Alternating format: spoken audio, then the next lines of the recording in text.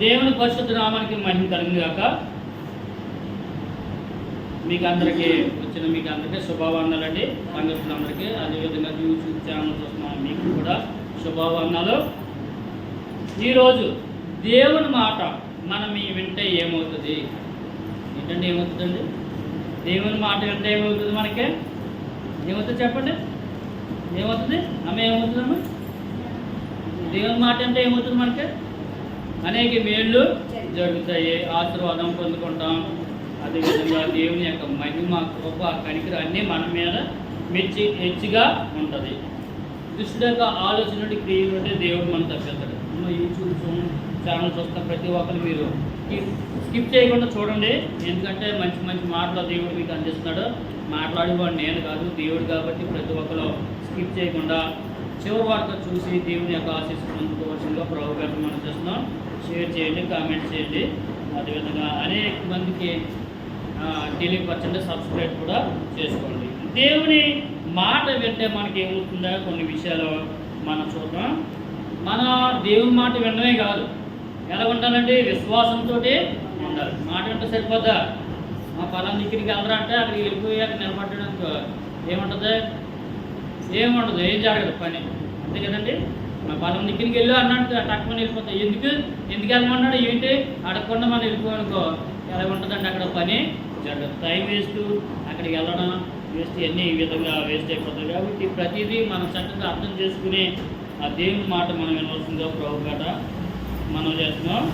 దేవుని యందు విశ్వాసం ఉంచి దేవుని మాట అంటే మనకి అనేకమైన గొప్ప కార్యములు దేవుడు మనకి జరిగిస్తాడు. అదేవిధంగా యేసుక్రీస్తు కూడా కొన్ని సందర్భంలో దేవుడు మాట వినాలని ఆయన తన శిష్యుడికి చెప్పాడు, అనేక మందికి కూడా చక్కగా బోధించాడు. ఇక్కడ చూసుకుంటే కొత్త నిబంధన గ్రంథం నుండి యోహాను సువార్త 5వ అధ్యాయము 25వ మాట మనం వింటే చక్కనైన భావంతో ఇక్కడ ఉంది. యేసుప్రభు గారు 35 సంవత్సరాలు అండి ఒక వ్యక్తి ఎలా ఉండిపోడండి? అలా ఉండిపోడు. ఎలాగా? వ్యాధితోటి అలా ఉండిపోడు మంచం మీద. అక్కడ ఏంటంటే ఒక విశేషం ఏంటంటే బేతెస్దా కోనేరులో ఏంటండి దేవదూత వచ్చి కోనేరులో దిగి నీళ్ళని కదిపినప్పుడు మొట్టమొదటిగా ఎవరైతే అందులో వెళ్ళి దిగుతారో వారికి స్వస్థత కలుగుతుంది. పాపం ఈయన కూడా ఎన్నో ఆశలు పెట్టుకుని నమ్మకంగా ఏంటంటే విశ్వాసంతో ఏదో ఒక రోజుని దేవుడు నన్ను స్వస్థపరుస్తాడు అమ్మాయి అంటున్నారు కదా స్వస్థపరుస్తాడని. ఎన్ని సంవత్సరాలు ఉండిపోయాడు? 35 సంవత్సరాలు ఉండిపోయాడు. దేవుడికి తెలియదా? తెలుసు. కాబట్టి దేవుడు ఏం చేశాడంటే యేసుక్రీస్తు చక్కగా దర్శించాడు. ఆయన దర్శించి ఏమన్నాడండి? నువ్వు స్వస్థత కోరుచున్నావా అంటే అడిగినప్పుడు అతను ఏమన్నాడండి? నాకు ఇష్టమే అన్నాడు దేవుడితోటి. ఆయన ఎవరో ఆయనకి తెలియదు.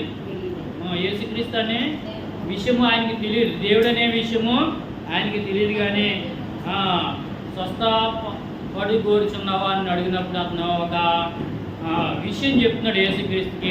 ఏం చెప్తున్నాడండి?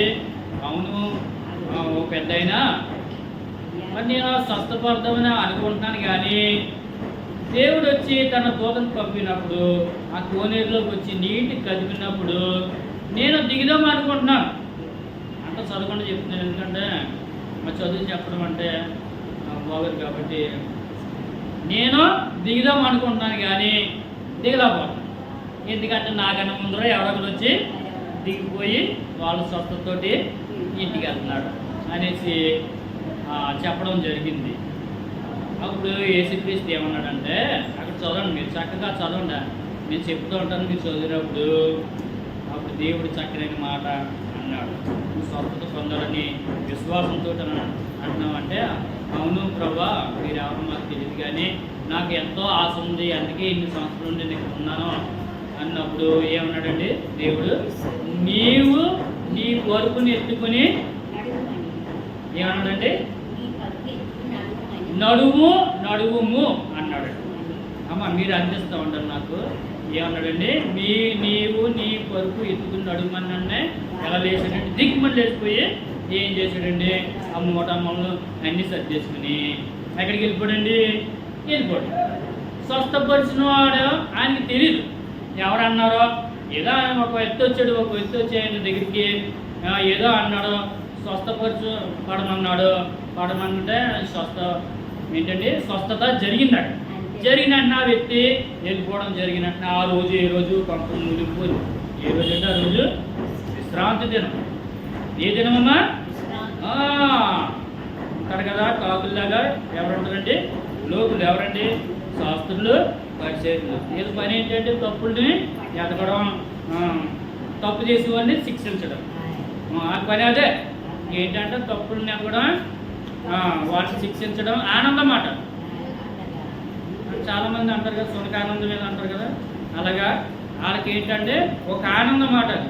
ఒక ఆనందం పడిపోయి ఆడు నడడం చూశారు, స్వస్థత పొందడం చూశారు, అంతే కదా. చూస్తారు కదా ఒక వ్యక్తి మన ఊళ్ళో తెలుస్తుంది కదా, మన 4-5 వీధుల్లో ఎవరైతే మనసు ఎక్కేశారో ఎవరికి బాగాలేదో మనకు తెలుస్తుంది కదమ్మా.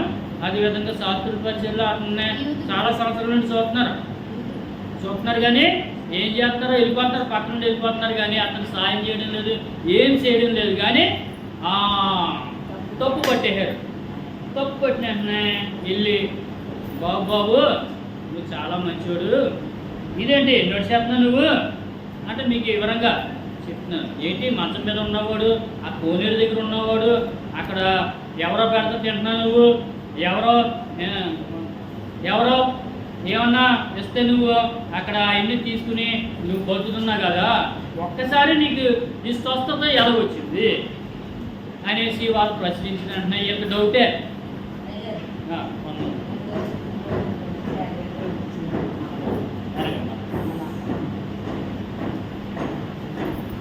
ఏంటండి వాళ్ళకి డౌట్ వచ్చింది.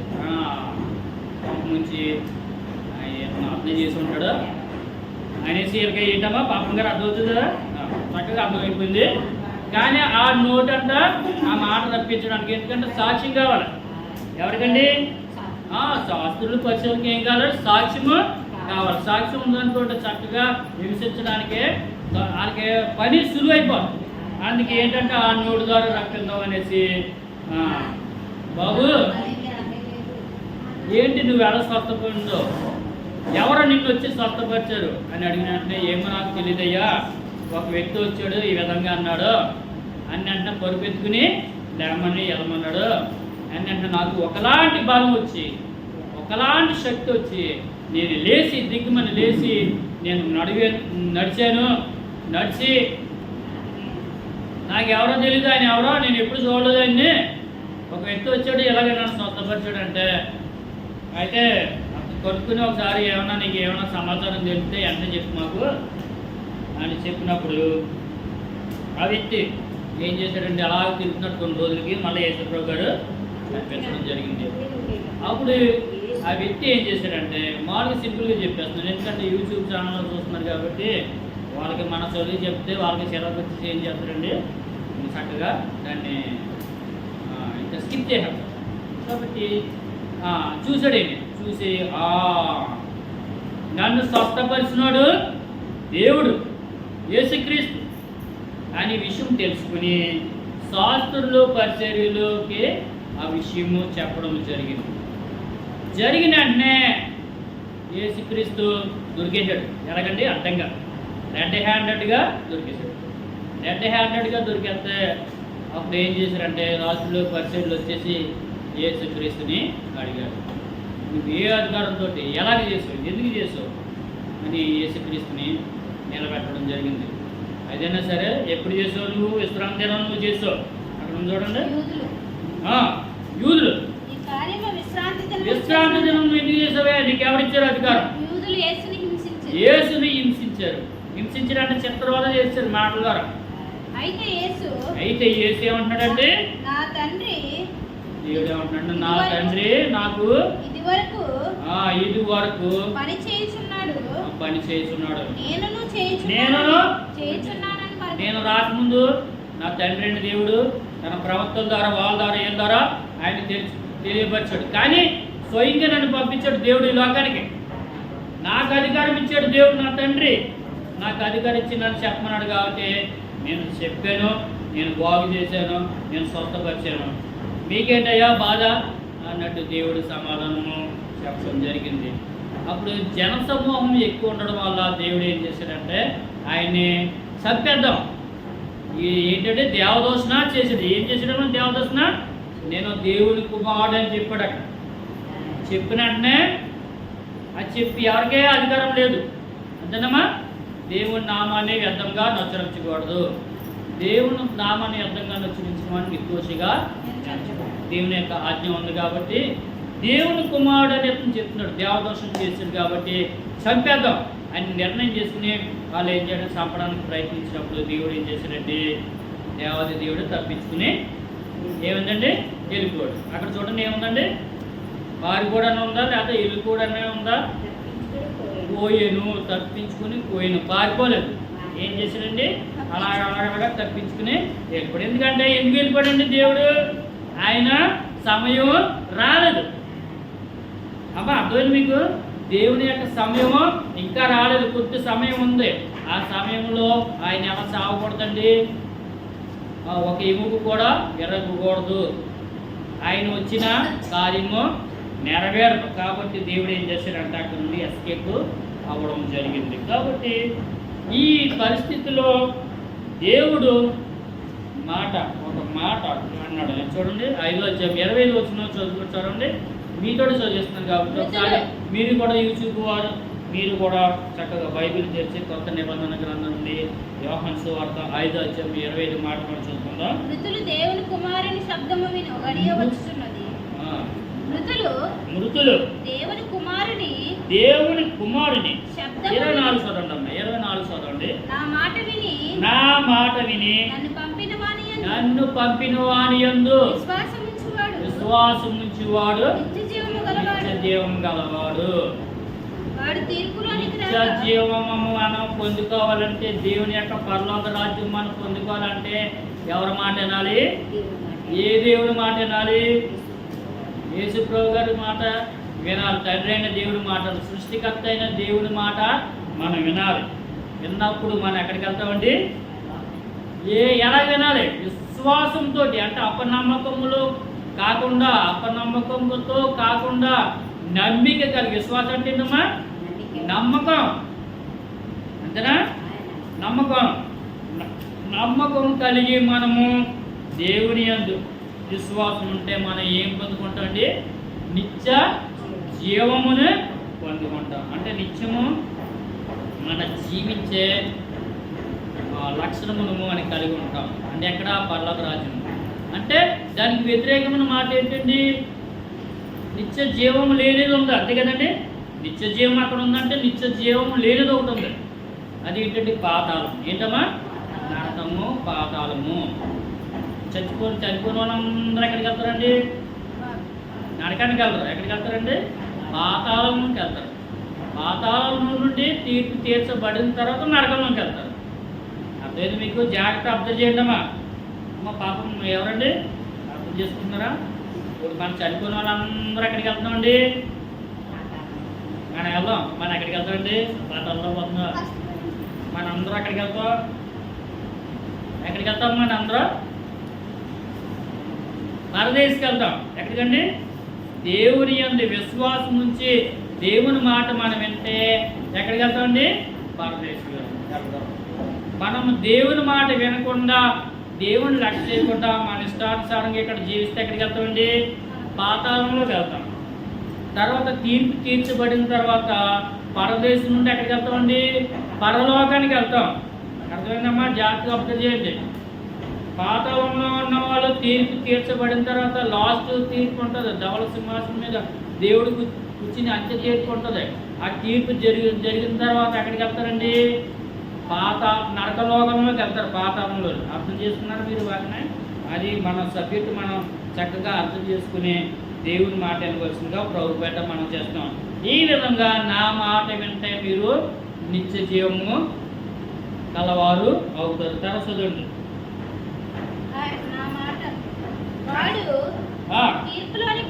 తీర్పులోకి వెళ్తాడు. వెళ్ళడం అర్థమైందమ్మా? విశ్వాసానికి తీర్పు లేదు అమ్మా. జాగ్రత్త అబ్జర్వ్ చేయాలి. విశ్వాసానికి తీర్పు లేదు. ఎక్కడ ఉంటుందో తీర్పు అంటే తెలిసే మీకు? దేవుడు వచ్చి ముందర ఉందమ్మా. అది చదువుతాం. దేవుడు వచ్చి తన దూతలతోటి మధ్యాదర్శనకు వచ్చి బోర ఊదినప్పుడు, అదే మన తీర్పు అనుకోవాలి మొదటి పునరుద్ధానం. ఆ బోర ఊదినప్పుడు బోర ఎవరైతే వింటున్నారో ఆ శబ్దము వాళ్ళు ఎగుతారు, దిగ్మని లెగిసి రెప్పపాటులో దేవుడి దగ్గరికి వెళ్ళిపోతారు. వాళ్ళకి తీర్పు లేదు. అర్థం మీకు? తర్వాత చదవండి. మరణంలో నుండి జీవంలోనికి ప్రవేశిస్తాడు. నా మాట స్వచ్ఛమైనది, యథార్థమైనది, మాట తప్పని వాడు నేను అబద్ధం మాట్లాడడానికి నేను అరుణ్ణి కాదు. నీకులాగా నేను అబద్ధాలు చెప్పేసి నీకులాగా నేను నాటకాలు ఆడేవాడిని కాదు. నేను స్వచ్ఛమైన దేవుడు, నేను నీతిగల దేవుణ్ణి, నేను పరిశుద్ధిని, నేను పరిశుద్ధమైన దేవుణ్ణి. నా స్థానం ఎవరికి ఇచ్చేవాడిని నేను కాను. నేను అతి పరిశుద్ధిని, పాపం నాలో లేదు. నేను జీవం గలవాడిని, వెలుగైన దేవుణ్ణి. అలాంటి దేవుడు నేను చెప్తున్నాను. నన్ను నమ్మితే నీకేమంటుంది? నిత్య జీవం ఉంటుంది. నన్ను నమ్మకపోతే నిత్య జీవం నీ ఎంత మాత్రమో ఉండదు. నీకు నువ్వే ఆ భాగ్యాన్ని ఏర్పరచుకుంటున్నావు అనేసి దేవుడు చెప్తున్నాడు. 20 చదవండి, బలి ఉంటుంది, బాగుంటుంది. మృతులు దేవుని కుమారుని శబ్దం విని గడియ ఒక రోజున వస్తుంది. ఇప్పుడే వచ్చింది, ఆల్రెడీ పని చేసాడు. అర్థమైందమ్మా? అంతే కదమ్మా. ఇప్పుడు కాలేజీలో మనం చదువుతున్నాం, చదివిన మంచి మార్కులతో పాస్ అవ్వం. ఉద్యోగం వస్తుందా? రాదు. ఎన్ని రోజులు కన్నా లేటుగా వస్తుంది కదా. ఉద్యోగం గ్యారంటీ వచ్చేది కానీ కొద్దిగా లేట్ అవుతుంది. అలాగే మనకి ఏంటంటే అర్థమైంది కదా, మీకు అర్థమైంది కదా. మనం కూడా అంతే. మనకి ఆల్రెడీ మన దేవుడి యొక్క జీవ గ్రంథంలో మన యొక్క పేరు రాయబడుతుంది. ఆల్రెడీ దేవుడు మననే ఆ బోర వదిలినట్టునే మనం లేచిపోతాం. అదే అంటున్నాడు దేవుడు. ఆ గడి వచ్చేసింది, మీకేం భయలేదు, మీరేం భయపడలేదు. విశ్వాసులరా, మీరు నా మాట వినేసి మీరు ఉంటే, పెర్ఫెక్ట్గా ఉంటే మీరు నా దగ్గర ఉంటారు. దానిని వినువారు. దేవుని యొక్క శబ్దం ఎవరైతే ఉన్నారో మొదటి పునరుద్ధరణలో ఎవరైతే వింటున్నారో వారు జీవిస్తారు. మీతో నిత్యంగా చెప్పుచున్నాను. అంటే ఆత్మ జీవిస్తూ ఉంటుంది. దేవుని యొక్క మాట వినకపోతే ఆత్మకి శరీరం కూడా కష్టమే. ఆత్మ శరీరము కూడా ఎక్కడికి వెళ్ళిపోద్దండి? నరకలోకంలోకి వెళ్ళిపోద్ది. రెండాటికి శిక్ష ఉంది. కాబట్టి నువ్వు జీవించాలంటే నువ్వు నా మాట చక్కగా ఆలకించి, నా మాటలో ఆలకించి నువ్వు నా ఆజ్ఞానుసారంగా నడవాలనేసి దేవుడు చెప్తున్నాడు. ఈ విధంగా దేవుడు తన యొక్క మాటలు ఈ విధంగా చెప్తాడు. ఏంటంటే మనము దేవుని మాట వినాలండి. మొట్టమొదటిగా మనం చెప్తున్నాం. రెండో మాట చూసుకుంటే దేవుని మాట అంగీకరించాలి. వెంటనే సరిపోద్దా? ఆమె వెంటనే సరిపోద్దా? బాప్తిజం తీసుకున్నప్పుడు మాత్రమే మనం దేవుడి దగ్గరికి వెళ్ళిపోతామని వెళ్దాం. మన టికెట్ కొనుక్కున్నాం అండి, ఫ్లైట్ టికెట్ కొనుక్కున్నాం. మనం ఎప్పుడు ఉండాలండి? ఫ్లైట్ ఎన్ని గంటలకే? 10 గంటలకు వెళ్తుంది ఫ్లైట్. అమ్మా ఎక్కడికి వెళ్తున్నాం? మనం కువైట్ వెళ్తున్నాం. మనం ఎక్కువ మంది వెళ్తున్నారు కదా కువైట్. వెళ్ళినట్టు 8 గంటలకు ఉండాలి, 10 గంటలకు ఫ్లైట్ వస్తుంది. అలాగా ట్రైన్ వచ్చి ఆగుతుంది. అందులో ఎక్కలేదు అనుకోండి, మనం అక్కడికి వెళ్ళిపోతాం, ఫ్లైట్ వెళ్ళిపోతాం. మనం అక్కడ ఉండిపోతాం, బయట ఉండిపోతాం. అలాగే మన బాప్తిజం తీసుకున్నాం కానీ దేవుడి మాట వినకపోతే తీసుకున్నంత మాత్రం మనం వెళ్ళిపోం. ఏం చేయాలండి? ఫ్లైట్ వస్తుందా, ఫ్లైట్ దగ్గర టికెట్ చూపించాలా, లోపలికి వెళ్ళాలి. అంతే కదమ్మా. నేను మొన్న అక్కడికి వెళ్ళాను. అక్కడికి ఫ్లైట్ చూద్దామని వెళ్ళాను. ఎక్కడికి? రాజమండ్రి. అందరూ ఎవరు చూపించి వెళ్ళిపోతున్నారు. అందరూ అక్కడ కూడా రానివ్వలేదు మనం. ఎందుకంటే మనకి అర్హత లేదు. ఆ గుమ్మ దగ్గర కూడా రానివ్వలేదు. ఏంటి అంటున్నారు. అంత చూసా అంటే మనకే ఇక్కడే లేదు. మన భూలోకం లేదు, బయట లోకం పంపించారు. పరలోకం పంపించేస్తాడు దేవుడు. దూతలు పంపించేస్తారమ్మా? లేదు, దూతలు ఏమీ పంపించరు. కాబట్టి చూసారా, ఇక్కడే నియమ నిబంధనలు ఉన్నాయి. మనకి అన్ని నియమ నిబంధనలు. మన పరలోకంలో ఉండవా? పరలోకం అంటే దేవుని యొక్క రాజ్యం. దేవుని యొక్క రాజ్యంలోకి వెళ్ళడానికి అర్హత ఉంది. ఒకటే ఉంది, మారు మనసు పొందాలంటే, రక్షణ పొందాలి. అదే నువ్వు చేయవలసిన విషయం. నువ్వు రక్షణ పొంది దేవుని మాట అంటే తప్పని ఎక్కడికి వెళ్ళిపోతుంది? దేవుని దగ్గరికి వెళ్ళిపోతుంది. దేవుని మాట అంగీకరించాలి. 14వ అధ్యాయం అక్కడ చూడండి, 22, 23, 24, 25 వచనాలు మనం చదువుకుంటే ఇక్కడ చక్కనైన మాటలో మనకి వినవచ్చు. మనం దేవుని యొక్క మాట అంటే దేవుడు మనలో నివసిస్తాడు. యోహాను సువార్త 14:25 మనం చదువుకుంటే, నేను మీ యొద్ద ఉండగానే ఈ మాటలు మీతో చెప్పితిని. ఆదరణకర్తనగా తండ్రి నా నామమున పంపుకోవు. 14:23 యేసు ఒకడు నన్ను ప్రేమించిన యెడల నన్ను ప్రేమించిన యెడల వాడు నా మాట గైకొనును. నా మాట గైకొంటాడు. అప్పుడు నా తండ్రి వాడిని ప్రేమించి నేనును వాని యొద్దకు వచ్చి వాని యొద్ద నివాసం ఉంటాము. అర్థమైందమ్మా? ఇక్కడ జాగ్రత్తగా అబ్జర్వ్ చేశారు మీరు. అంటే దేవుని మాట అంటే సరిపోదు, దేవుణ్ణి అంగీకరించాలి, దేవుడిని చేర్చుకోవాలి. అర్థమైందా? మన దేవుడిని చేర్చుకుంటే ఏమవుతుందంటే దేవుడు వచ్చంటే మన దగ్గర ఉండి మనం పెట్టినన్ని తింటాడు, మనం చెప్పినన్ని ఆడగంటాడు. అంతే కదండి? దానికి అర్థమదే కదా. మీ దగ్గర ఉండి నేను నివసిస్తానంటే మీ దగ్గర ఉంటాను, మీ దగ్గర ఉండి మీరు ఏం చెప్తారో అది తింటాను, మీరు ఏం పెడతారో అది తింటాను అనేసి దేవుడు చెప్పడం జరుగుతుంది. కాబట్టి దేవుడు అంగీకరించాలి. అంగీకరించకపోతే మనము దేవుడు మనలో రాడు. తండ్రి అయిన దేవుడు కుమ్మడైన యేసుక్రీస్తు వచ్చి మన హృదయం అనే కోవిల్లో నాలో నివాసము చేస్తారనేసి ఇక్కడ చెప్పడం జరుగుతుంది. 24 చదవండి, 14-24 అక్కడే. నా మాటలు నన్ను ప్రేమింపని వారు నా మాటలు గైకొన్నాడు. అవును చెప్తున్నాడమ్మా, దేవుడు చెప్పేస్తున్నాడు డైరెక్ట్గా. నన్ను ప్రేమిస్తున్నారు కాబట్టి మేము మీ దగ్గరికి వస్తున్నాను. కొంతమంది నన్ను ప్రేమించరు, నేను అంటే అసహించుకుంటారు, వాళ్ళు ఆలోచించుకుంటారు, వారే దేవుడు అనుకుంటారు, వాళ్ళే దేవుడు కానీ వారిని చేర్చుకుని వాళ్ళే దేవుడు అంటారు, వాళ్ళు నన్ను విసర్జించి అనేకమైన కార్యాలు చేస్తారు. వాళ్ళ గురించి నేను చెప్తున్నాను ఏంటంటే, చెప్పండి. నా మాటలు గైకొన్నాడు. నా మాటలు అంత మాత్రం వినరావు. మీరు వినుచున్న మాట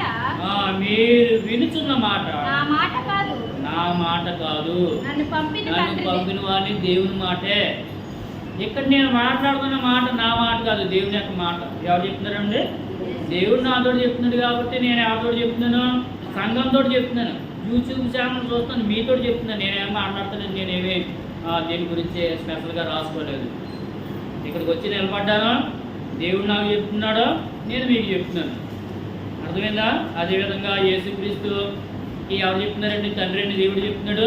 అదే మాటలో ఎవరు చెప్తున్నాడండి? సంఘానికి చెప్పడం జరుగుతుంది. కాబట్టి అదే మాట అంటున్నాడు. చెప్పండి, చదవండి.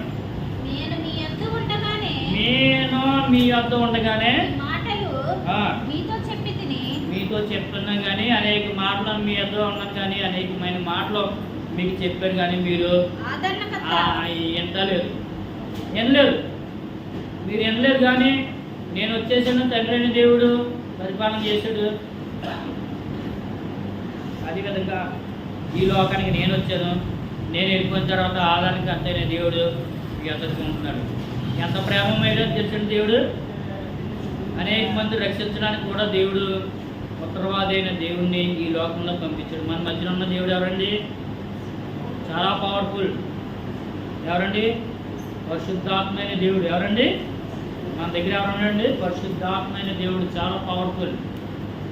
ఎవరినన్నా మనం యేసుప్రభు గారికి తిట్టినా పాప క్షమాపణ ఉంది. ఓన్లీ ఏదో తిట్టేమనుకో పాప క్షమాపణ ఉంది, కానీ ఎవరిని తిడితే పాప క్షమాపణ లేదు. పరిశుద్ధాత్మ దేవుడిని తిడితే ఏమి లేదండి, పాప క్షమాపణ. ఈ తరంలో కానీ వచ్చే తరంలో కానీ ఎప్పుడు కూడా నీకు పాప క్షమాపణ లేదు. కాబట్టి చాలా జాగ్రత్త వీక్షకులారా. మీరు గర్వపడి మీ ఇష్టం వచ్చినట్టు దేవుని తిట్టారనుకోండి, చాలా ప్రమాదం. దేవుడు మనలాంటి నరుడు కాదు. ఓన్లీ నువ్వు దేవుని సృష్టించావా? సృష్టించలేదు. సృష్టించే నువ్వు ఎన్ని సంవత్సరాలు జీవించాలి? చాలా సంవత్సరాలు జీవించాలి. కానీ నువ్వు ఎన్ని సంవత్సరాలు జీవిస్తున్నావు? గట్టిగా 100 సంవత్సరాలు జీవిస్తున్నావు. ఆ 100 సంవత్సరాలు మనకి ఏంటంటే టెక్కు, గర్వము, అహంకారము, ఈర్ష్య, కుళ్ళితనము, ఇన్ని లక్షణాలు మనకు కలిగి ఉండే దేవుణ్ణి మనం దూషించడానికి ఎంత మాత్రమో మనకు సరిపోం. కాబట్టి దేవుడు సహిస్తున్నాడు. ఎందుకంటే ఆయన ఉప్పు అన్నాడు, నువ్వు చచ్చిపోతావు. నోటి ఊపిరి వల్ల నువ్వు చచ్చిపోతావు. కాబట్టి దేవుడు ఎంతో ప్రేమిస్తున్నాడు నేను. కాబట్టి దేవుడు నిన్ను రక్షిస్తున్నాడు. ఆ ప్రేమ చెప్పిన ఎప్పటికైనా నువ్వు మారుతావు అనేసి దేవుడు ఎదుగుతుంది. 20 రోజులు మనం చదువుకుంటే ఏముందండి అక్కడ? నేను మీ యొద్ద ఉండగానే నేను మమ్మ తీసి మీరు నన్ను మర్చిపోయి ఏ చేసేకండి, నేను మీ వద్ద ఉండగానే మీతో ఈ మాటలు చెప్పి తిని మీతో మాటలు చెప్తున్నాను, చాలా జాగ్రత్తగా ఆలకించాలి.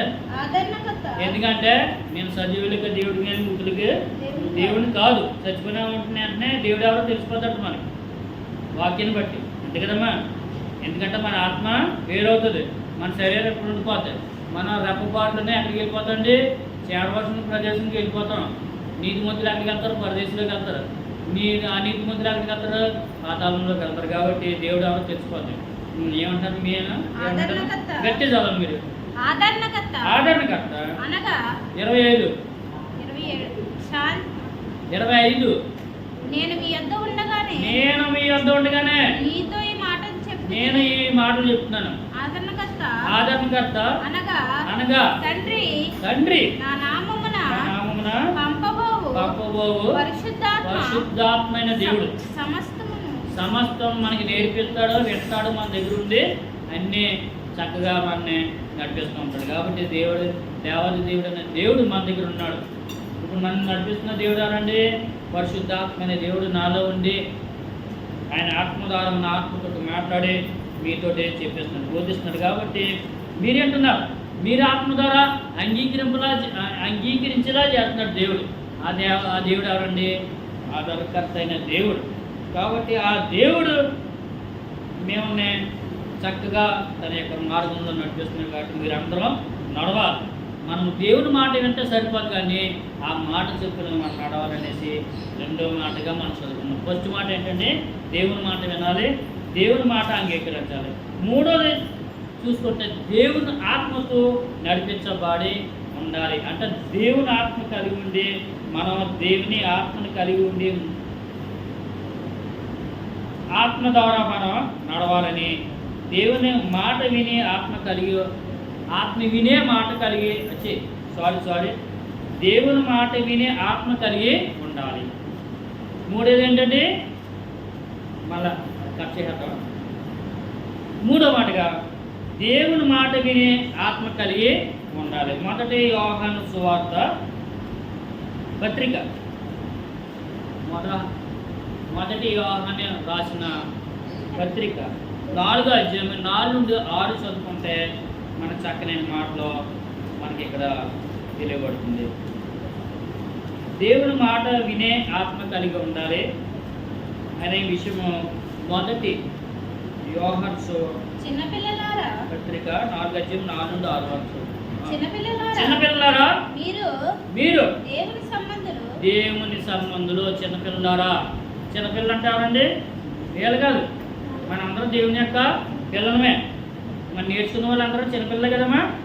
చిన్నపిల్లలారా మీరందరూ దేవుని సంబంధులు. మీరు ఎవరితోటి సృష్టింపబడ్డారు అంటే దేవాది దేవుడు మిమ్మల్ని సృష్టించాడు, తన చేతులతోటి మిమ్మల్ని సృష్టించాడు, మీకు ఊపిరిచ్చాడు, మీకు శరీరం ఇచ్చాడు, నీకు ఆత్మనిచ్చాడు. మీలో ఉన్నవాడు లోకంలో ఉన్నవాని కంటే గొప్పవాడు. కాబట్టి మనలో నివసిస్తున్నవాడు ఎవరంటే గొప్ప దేవుడు ఉన్నాడు. మనకి ఏం భయం లేదు, చింత లేదు. కాబట్టి నువ్వు ధైర్యం కలిగి ఉండాలి. నేను నీలో ఉన్నాను, నీలో నివసిస్తున్నానని దేవాది దేవుడు చెప్పడం జరుగుతుంది. అందుకే చదవండమ్మా. కనుక మీరు వారిని జయించి ఉన్నారు. ఎవరిని జయించుడు? సాతాన్ని జయించి ఉన్నారు. ఎలా జయించున్నారమ్మా? మీరు సాతాన్ని వాక్యంతో జయించున్నారు, ప్రార్థనతో జయించున్నారు. కాబట్టి మీరు ఏ విధంగా ఉండాలంటే నన్ను కోలి నడుచుకున్నానని చెప్పినాడు. మాదిరి కలిగి జీవితం కలిగి ఉండమన్నాడు దేవుడు. కాబట్టి మనం ఎలా ఉండాలంటే యథార్థంగా ఉండాలి, మంచి ప్రవర్తనతో ఉండి దేవుని ఆత్మ కలిగి ఉంటే మనము దేవుని చిన్నపిల్లలాగా మనం ఏ విధంగా ఉంటామో దేవుడి దృష్టిలో మనం అందరం చిన్నపిల్లమే. దేవుని ఆత్మ మనలో ఉంది కాబట్టి, ఆత్మ ఇచ్చిన దేవుడు ఆయన కాబట్టి మన ఆత్మ ద్వారా దేవుణ్ణి ఆరాధన తరసదన్నమాట. వారు లోక సంబంధులు. నేను సృష్టించాను, నా ప్రజల్ని సృష్టించాను, కానీ నన్ను విడిచిపెట్టి నన్ను విసర్జించి లోకాన్ని అనుసరించి లోకంలో జీవిస్తున్నారు. లోక సంబంధమైనట్టు మాట్లాడుతూ ఓన్లీ నా గురించి ఏమైనా గొప్పగా చెప్తారంటే ఎవరు గొప్ప చెప్పరు అంతమా చెప్తారు. అన్యులు ఏమైనా చెప్తారా? దేవుడు ఎవరన్నాడు ఎక్కడున్నాడో చూపించు నాకు, అప్పుడు నేను నమ్ముతాను అని చెప్తున్నాడు అని అంటారు. గాలి ఉంది, గాలి మనకు కనపడదు. గాలి పులో అంటే గాలిని పీల్చేసుకుంటున్నారు. రోజుకి 3 సిలిండర్లు గాలి పీల్చేస్తూ ఉంటాయి. ఎంతమ్మా? ఎన్ని సిలిండర్లమ్మా? ఇంచుమించు 3 సిలిండర్లు. ఎక్కడ చూసారు కదా, ఎక్కడ ఉంటుంది హాస్పిటల్ ఉంటుంది సిలిండర్లు, అలాంటి 3 సిలిండర్లు గాలి పీల్చేస్తూ ఉంటారు. కానీ ఆ గాలి ఇచ్చిన దేవుడిని మనం పూజించాలి. అర్థమవుతామా? 3 సిలిండర్లు అంటారు రోజుకి. దాన్ని బట్టి మన జీవితకాలంలో లెక్కట్టుకుంటే ఎన్ని సిలిండర్లు గాలి పీల్చేస్తున్నాం మనం. పీల్చేస్తున్నాం కానీ దేవుణ్ణి విసర్జిస్తున్నాం. చూడండి, లోకము ఎవరి మాట అంటే సాతాను యొక్క మాట వింటుంది కానీ నా మాట అసలు వింటం లేదు అనేసి ఎవరి ద్వారా చెప్తున్నాడు? యోహాను ద్వారా దేవుడు పలికిస్తున్నాడు. యోహాను ద్వారా దేవుడు పలికిస్తున్నాడు. అమ్మా విశ్వాసులారా, మనం అందరం ఎవరి సంబంధం అమ్మా? దేవుని సంబంధం. దేవుని వారసులు మనందరం. చాలా జాగ్రత్తగా ఉండాలి. నిష్టానుసారంగా మాట్లాడకూడదు, నిష్టానుసారంగా మనం జీవించకూడదు, ఇష్టానుసారంగా పేర్లు పెట్టకూడదు, ఇష్టానుసారంగా మనం ఎవరిని ద్వేషించకూడదు. దేవుణ్ణి ఎరిగిన వాడు మన మాట వింటాడు. అమ్మ విశ్వాసం దగ్గరికి వెళ్ళి, అమ్మ ఏళ్ళ ప్రార్థన రా అంటే, వచ్చమ్మా ఏళ్ళ ప్రార్థన రా అంటే వచ్చేస్తాడు. అయ్యో నేను ఏం చేసిందండి తప్పని డైరెక్ట్గా వచ్చేసింది. దేవుని మాట విన్న వాళ్ళైతే ఏమంటారండి? నెమ్మదిగా జారుకుంటారు. ఏంటమ్మా ఎలాగండి? నెమ్మదిగా జారుకుంటారు. ఆ విధంగా దేవుని మాట ఎవరిలో ఉంటుంది? దేవుని యొక్క సేవకులు ఉంటుంది. ఆ మాట ఎప్పుడైతే పలికారో ఆ మాటను అంగీకరించి దేవుని సన్నిధికి వస్తే వారే దేవుని యొక్క కుమారులు కుమార్తెలు. దేవుని సంబంధి కానివాడు ఎంత మాత్రం దేవుని మాట ఆలకించడం. నువ్వు ఎన్ని చెప్తున్నా, ఎన్ని బోధించినా, కింద మీద అడుగు దబ్బో దిగుమా అనుకున్నా ఏమీ అంగీకరించదు. దేవుడి మాట విననివాడు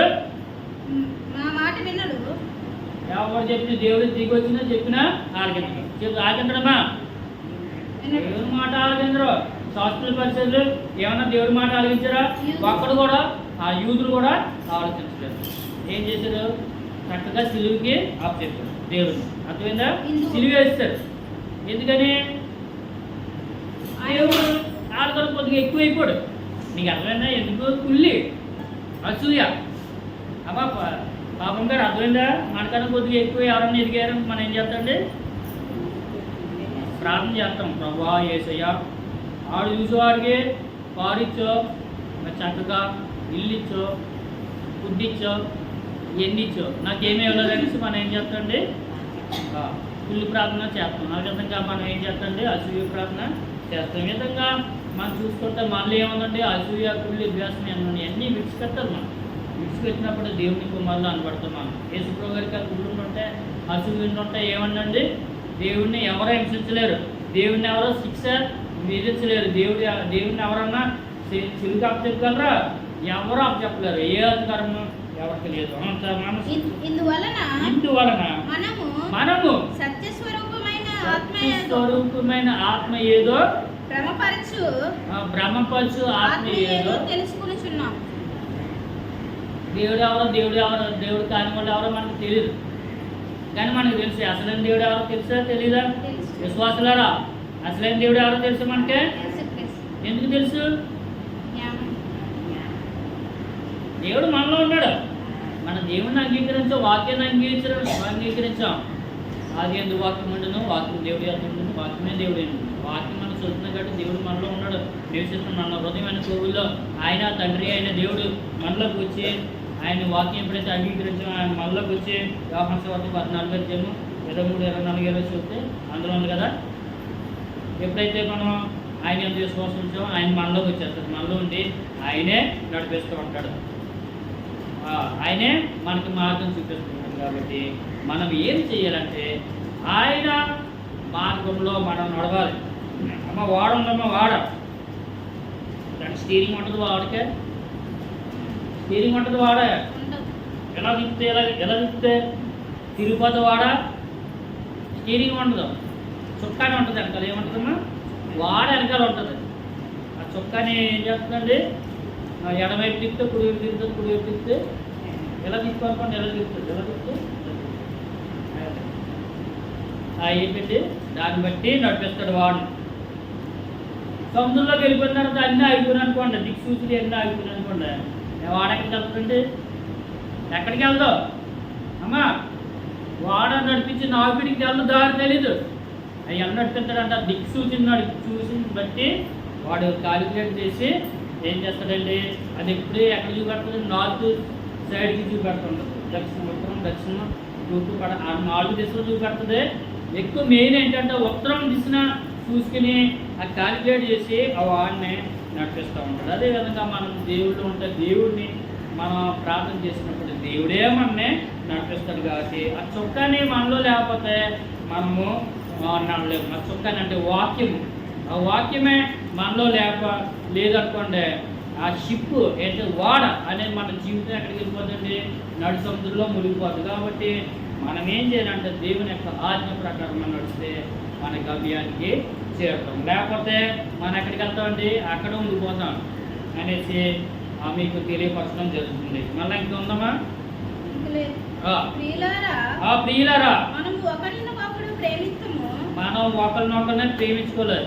విశ్వాసులారా మీరందరూ ఏం చేయాలండి, ప్రేమించుకోవాలి. ప్రేమించాలంటే మంచి యవనస్తులు ఏం చేయాలండి, దేవుడు చక్కగా ప్రేమించమన్నాడు అనేసి మంచి పరిస్థితులను చూసి చక్కగా నచ్చిన అమ్మాయిని చూసి అక్కడే ప్రేమించాలి అని దేవుడు చెప్తాడు. కాబట్టి మనం ఏంటంటే విశ్వాస చర్చలోకి వచ్చి ప్రేమించడం ఆ ప్రేమ కాదు, శారీరక సంబంధమైన ప్రేమ దేవుడు చెప్తాడు, ఆత్మ సంబంధమైన ప్రేమ దేవుడికి మనం చెప్తున్నాడు. కాబట్టి సహోదరులారా ఒకరినొకరు ప్రేమించుకోవాలంటే, ఎందుకంటే బయట ఎలా ఉంటాడు, మనం ఎలా ఉంటామా, 4 ఈదులు వినపడుతుంది.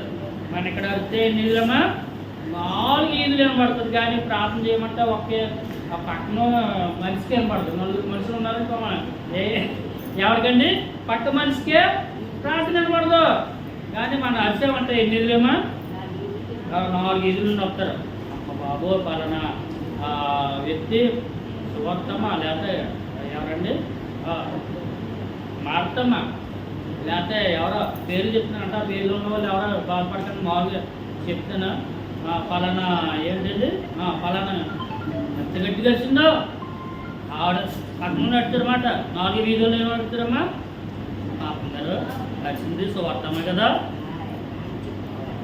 ఎలా తెలిసిందంటే మాటను బట్టే అని చెప్తుంది అన్నమాట. ఆ విధంగా ప్రార్థన చేయమంటే పక్కన వాళ్ళకి ఏర్పడదు, యేసు బ్రదర్ మరి ఏర్పడుతుంది ఆయన మరి 3 ఆకాశం ఉన్నాడు. మరి నాకే డౌటే, పాపం దేవతలు కూడా చాలా కష్టపడి వాళ్ళు ఆలకించి ప్రభు అడుగుతారు, దేవతలున్నారా మీరు నా దగ్గర పలానా వ్యక్తి దగ్గరికి వెళ్ళారు కదా, నాకు చెప్పండి ఈ ప్రార్థన ఏం చేసిందంటే, ప్రభా మీ ఎంతో కష్టపడి పరలోకం నుండి పలానా చర్చికి వెళ్ళాం కానీ ఆ ప్రార్థన మాకు వెళ్ళలేదు ప్రభా, సారీ ప్రభా అని చెప్తారు.